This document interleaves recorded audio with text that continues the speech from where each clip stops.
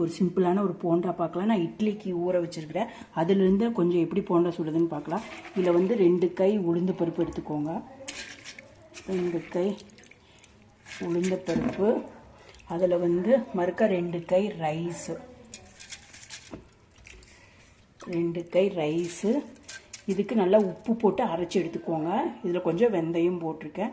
இதில் நல்லா உப்பு போட்டு அரைச்சி எடுத்த பிறகு அதை அரைச்சி எடுத்த பிறகு நான் வந்து கொஞ்சம் கடலை மாவு 1 கப்பு போட்டிருக்கேன். அது கூட ஆட் பண்ணியிருக்கிறேன். உளுந்து பருப்பு அரிசி அரைச்ச பிறகு கொஞ்சம் லிக்விடாக தான் அரைச்சேன். அதனால 1 கப்பு கடலை மாவு எடுத்து ஆட் பண்ணி கலக்கி வச்சுருக்கிறேன் உப்பு போட்டு. நம்ம வந்து தவாவை அடுப்பில் வச்சு ஸ்டவ்வை ஆன் பண்ணி இப்போ நம்ம வந்து எண்ணெய் எடுத்து ஊற்றிக்கலாம்.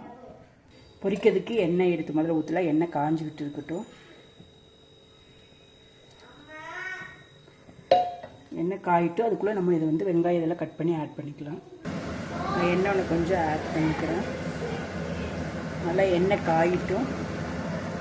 இந்த மாவு கூட ஒரு 1/2 ஸ்பூன் ஜீரகம், அதுக்கு 2 பெரிய வெங்காயம் கட் பண்ணி வச்சுருக்கிறேன், போட்டுக்கோங்க. இது கூட வந்து ஒரு 1/2 கட்டு கொத்தமல்லி தழை போட்டுக்கோங்க. 1/2 கட்டு கொத்தமல்லி தழை கட் பண்ணி போட்டோன்னே ஒரு 4 பச்சை மிளகா, ஒரு துண்டு இஞ்சி பொடிசாக கட் பண்ணி போட்டுக்கோங்க. அது கூட கொஞ்சம் ஒரு கொத்து கருவேப்பிலை போட்டுக்கோங்க. ஆல்ரெடி உப்பு போட்டு அரைச்சி தான் எடுத்துருக்கிறேன். இப்போ வந்து இதை வந்து இதில் பனைய முடியாது, பனைய முடியாததுனால நான் பெரிய குண்டாவில் இதை மாற்றிக்கிறேன்.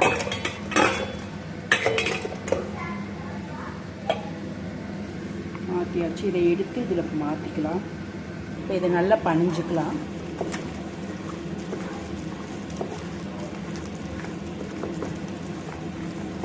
எண்ணெய் காஞ்சிட்ருக்கு, அதுக்குள்ளே இதை பணிஞ்சுக்கோங்க.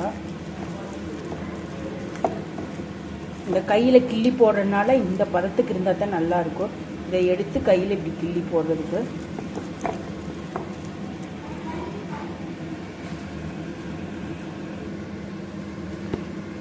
மாவு நல்லா பனைஞ்சு வச்சாச்சு. எண்ணெய் காஞ்சோன்னே நம்ம கையில் எடுத்து கிள்ளி போட்டுக்கலாம். இந்த போண்டா ரொம்ப ஈஸி தான், ஆனால் ரொம்ப டேஸ்ட்டாகவும் இருக்கும். எண்ணெய் நல்லா காஞ்சிருச்சு. இப்போ வந்து நம்ம கிள்ளி போட்டு எடுத்துக்கலாம். கொஞ்சமாக எடுத்து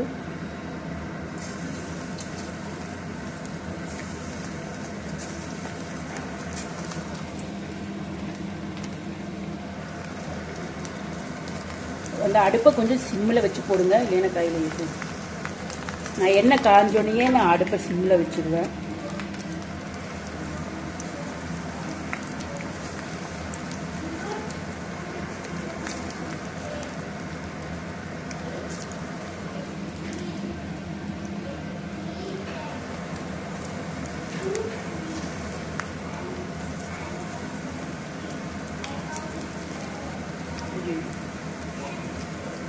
இது நல்லா வேகணுங்க.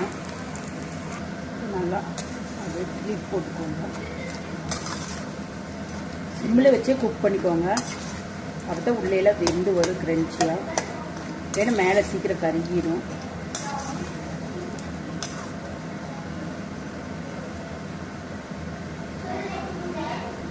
இந்த போண்டா அவ்வளோக்காக எண்ணெயெல்லாம் குடிக்காது.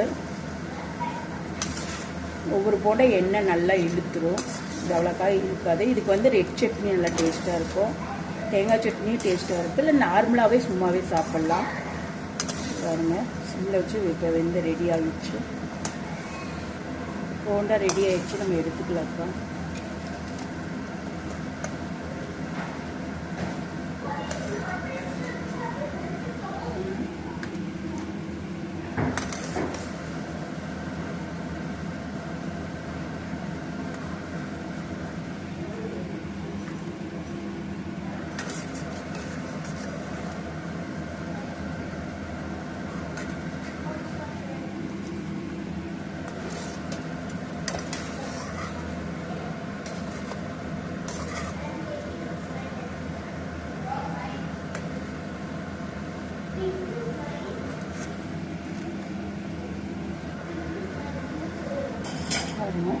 ரெடி ஆகிடுச்சு போண்டா. இது எண்ணெய் அவ்வளோக்காக பிடிக்காது, எண்ணெயில் அவ்வளோக்காக இழுக்காது, நல்லா கிரன்ச்சியாக இருக்கும். பாருங்கள்,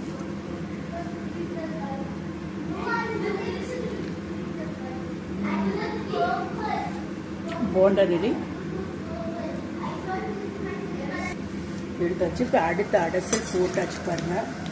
அப்படியே நம்ம திருப்பி விட்டுக்கலாம். இருக்க போண்டா நல்லா வரும். ஊற ஊற மாவு ஊற ஊற நல்லா சாஃப்டாகவும் இருக்கும்.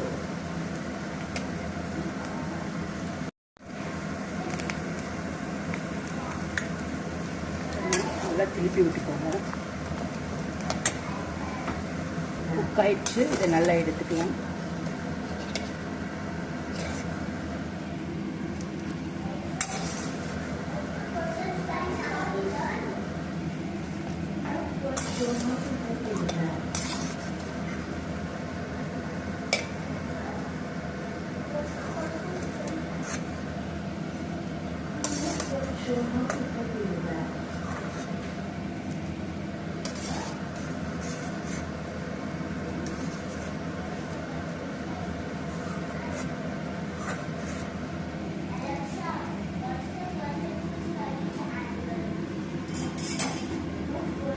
ரெடி ஆயிடுச்சு.